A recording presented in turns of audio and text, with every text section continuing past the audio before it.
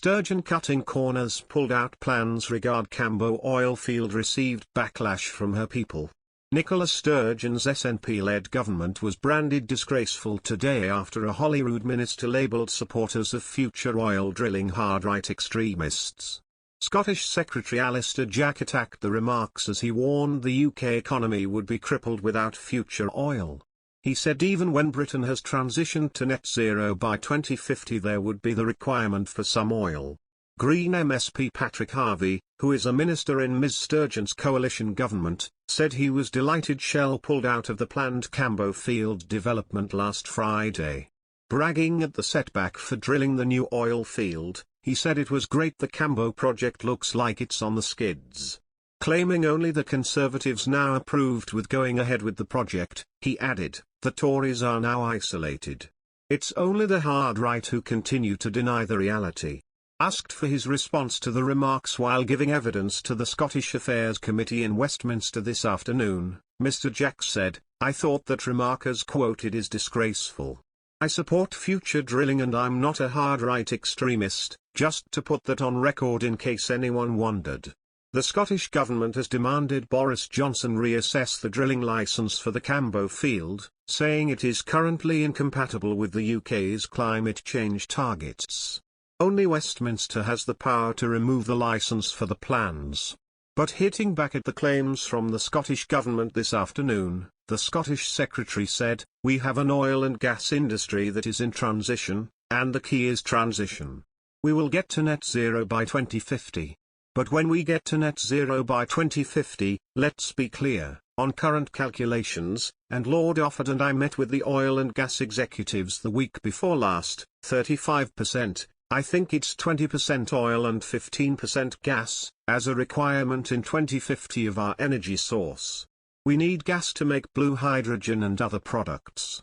We need oil for the petrochemicals industry. The idea that oil suddenly stops would kill our economy. The Cambo oil field to the west of Shetland. A license for exploration of drilling was first issued in 2001 amid hope it could produce hundreds of millions of barrels of oil. If approved to go ahead, drilling could start as early as next year and continue for 25 years. A spokesperson for the Scottish Government said, we continue to call on the UK Government, who have the power to act in this instance, to urgently reassess all approved oil licenses where drilling has not yet commenced against our climate commitments. Prime Minister Boris Johnson told the Scottish Tory conference in 2019 that he wanted Sturgeon nowhere near COP26. Inevitably, since this led to the PM being accused of disrespecting Scotland, he changed his tune. A few weeks before the conference began, Johnson promised the First Minister would have an important part to play. Johnson, of course, never got round to defining what the First Minister's important contribution might be. Perhaps the Prime Minister reckoned that, having been placated with the promise of a role in proceedings, Sturgeon might fade into the background.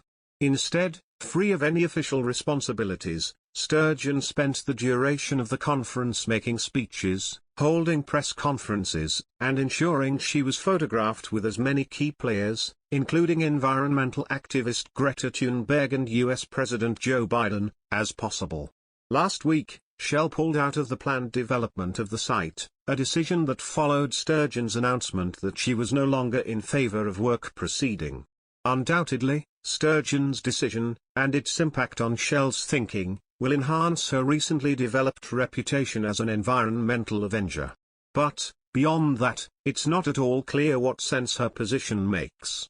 There may be some appeal in the simplicity of the Sturgeon position, which seemingly places her at the vanguard of the battle to halt climate change. But a number of SNP politicians and voters disagree with her stance.